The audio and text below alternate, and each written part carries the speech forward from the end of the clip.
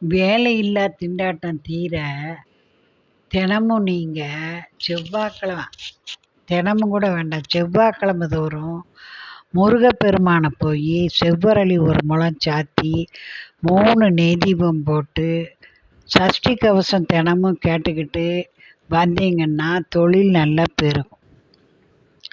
உங்கள் தொழில் நிறுவனத்தில் வள்ளி தெய்வானையோடு இருக்கிற முருகர் படத்தை நீங்கள் மாட்டி வைக்கலாம். உங்கள் கல்லாப்பெட்டியில் ஒரு எலுமிச்சம்பழம் போட்டே வச்சுருக்கணும்.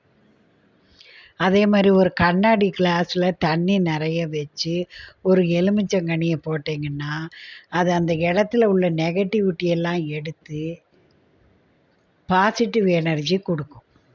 கடைக்கு கஸ்டமர்கள் நிறைய வர தொடங்குவாங்க. தினமும் நீங்கள் இந்த தண்ணியை மாற்றணும். டம்ளரில் தண்ணி வச்சு லெமன் போடுறத தினமும் மாற்றணும். தொழில் பெருகும்.